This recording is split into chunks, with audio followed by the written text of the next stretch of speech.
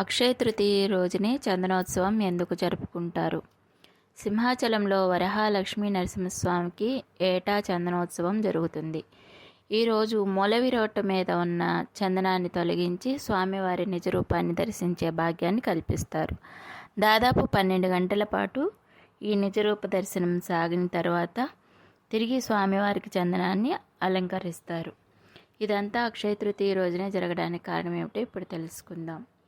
పూర్వం తన భక్తుడైన ప్రహ్లాదుని కాపాడేందుకు విష్ణుమూర్తి నరసింహ అవతారం దాల్చిన విషయం అందరికీ తెలిసిందే.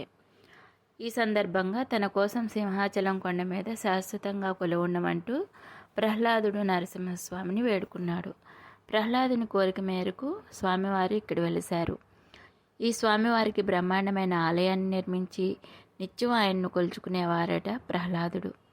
అయితే కాలం యుగం మారింది. సింహాచలం మీద ఉన్న ఆలయం శిథిలావస్థకు వచ్చింది. చాలా సంవత్సరాల తర్వాత ఈ ప్రాంతానికి పురూరవుడు అనే రాజు విహారానికి వచ్చాడు.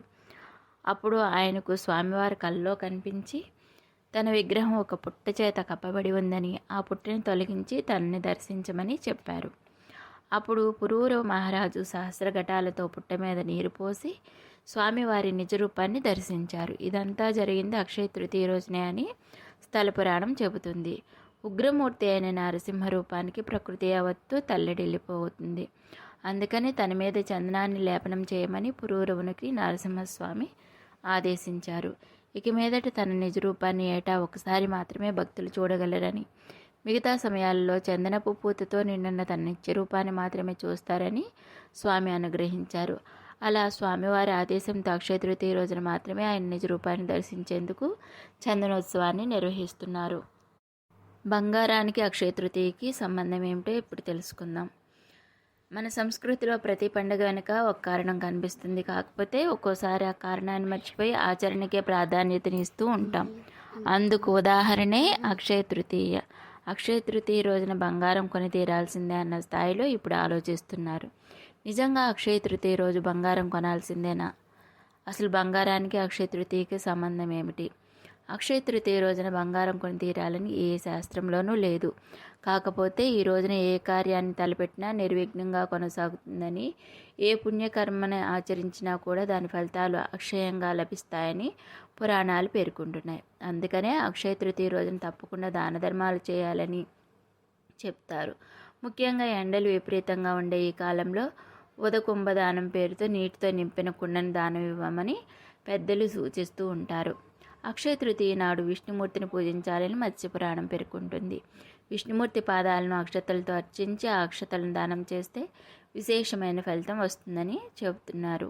జపం, హోమం, వ్రతం, పుణ్యం, దానం ఇలా అక్షయ తృతీయ నాడు చేసే ప్రతి పని కూడా అనంతమైన ఫలితాన్ని ఇస్తుందని మత గ్రంథాలు పేర్కొంటున్నాయి. అక్షయ తృతీయ నాడు వివాహం చేసుకుంటే ఆ బంధం చిరకాలం నిలుస్తుందని, జాతకరీత్యా వివాహ బంధంలో ఎలాంటి దోషాలున్నా తొలగిపోతాయని ఒక నమ్మకం.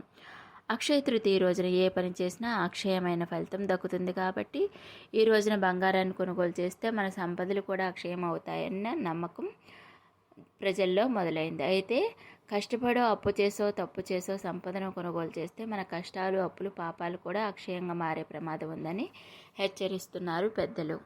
అక్షయ తృతీయ నాడు ఇలా చేస్తే అద్భుతమైన ఫలితాలను పొందవచ్చని చెబుతున్నారు. అవేమిటంటే, అక్షయ తృతీయను శుభసూచకంగా భావించడానికి చాలా కారణాలే ఉన్నాయి.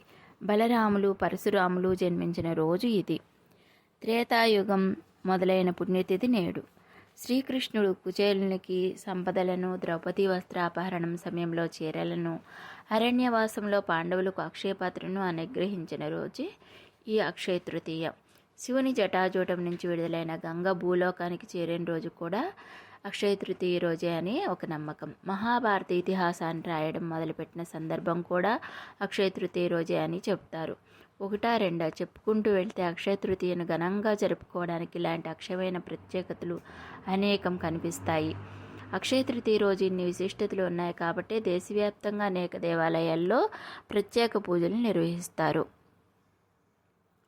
చలికాలం అంతా మూసి ఉంచిన గంగోత్రి, యమునోత్రి, బద్రీనాథ్ క్షేత్రాలను అక్షయ తృతీయ తిథికి చేరువలోనే తెరుస్తారు. పూరి రథ నిర్మాణం ఈ రోజునే మొదలవుతుంది. కుంభకోణం, బృందావనం వంటి పుణ్యక్షేత్రాల్లోనూ ఈ రోజున ప్రత్యేక పూజలు జరుగుతాయి. ఇంతకీ ఈ అక్షయ తృతీయ రోజున ఏం చేయాలో చూద్దాం. అక్షయ తృతీయ రోజున ఎలాంటి మంచి పని చేసినా కూడా అక్షయమైన ఫలితం ఉంటుందని చెప్తారు. ఈ రోజున విష్ణుమూర్తిని బియ్యంతో ఆరాధిస్తే విశేషమైన పుణ్యం లభిస్తుందని, లక్ష్మీదేవి ఈరోజే కుబేరునికి సిరి సంపదలు అనుగ్రహించిందనే సాంప్రదాయం కూడా ఉంది. అందుకని వ్యాపారస్తులు, ఆర్థిక కష్టాల్లో ఉన్నవారు ఈరోజు లక్ష్మీదేవిని పూజిస్తే అభివృద్ధి కనిపిస్తుంది. ఈరోజు లక్ష్మీదేవికి సంబంధించిన కనకదార స్తోత్రం, శ్రీ సూక్తం, మహాలక్ష్మి అష్టకం వంటివి చదివితే ఆమె అనుగ్రహం తప్పక కలుగుతుంది. మత్స్య పురాణం, నారద పురాణాలు ఈ అక్షయ తృతీయ రోజున తప్పకుండా దానాలు చేయాలని సూచిస్తున్నాయి. అందుకు సంబంధించిన అనేక కథలు పేర్కొన్నారు. ఈ రోజున అర్హులైన వారికి స్వయం పాకం అంటే వంట చేసుకోవడానికి అవసరమయ్యే బియ్యం, కందిపప్పు, కూరలు, చింతపండు, నెయ్యి, మిరపకాయలు, పెరుగు వంటివి అందించడం మంచిది. అలాగే వస్త్రదానం, నీటితో ఉన్న కుండను దానం చేయడం చేస్తే ఆ ఫలితం తరతరాల వరకు ఉంటుందని నమ్మకం. అది ఇది అని కాదు. ఈరోజు మనం స్తోమతను బట్టి, ఎదుటివారి అవసరాన్ని బట్టి ఏది దానం చేసినా మంచి ఫలితాన్ని ఇస్తుంది. అక్షయ తృతీయ పితృదేవతలను ఆరాధించుకునే రోజు కూడా.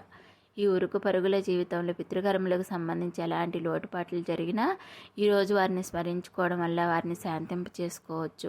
పితృదేవతల పేరును దానం చేయడం ఎందుకో మార్గం. అలాగే అన్నం, నెయ్యి, పప్పు కలిపిన ముద్దలను ఎండు కొబ్బరిలో ఉంచి ఆహుతి చేయడం ద్వారా పితృదేవతలకు సంబంధించిన దోషాలు పోతాయని చెబుతున్నారు. గృహ నిర్మాణం, వివాహం చేసుకోవడం లాంటి శుభకార్యాలకు కూడా ఈరోజు అనువైనది. ధ్యానం, ఉపవాసం వంటివి ఎలాంటి పని చేసినా కూడా విశేషమైన ఫలితం లభిస్తుంది. అక్షయ తృతీయ నాడు భగవంతుని ఆరాధించుకునేందుకు, పితృదేవతలను ప్రసన్నం చేసుకునేందుకు, దానం చేసుకునేందుకు, ఉపవాసం లాంటి సత్కర్మలు ఆచరించేందుకు ఇన్ని అవకాశాలు ఉన్నాయి. వాటిలో ప్రతి పనికి అసాధారణమైన ఫలితం దక్కుతుంది. కాబట్టి ఈ రోజున ఏం చేయాలనేది మన ఇష్టం. ఏ విధంగా చూసుకున్నప్పటికీ అక్షయ తృతీయ అనేది ఒక పర్వదినంగా చెప్పుకోవచ్చు.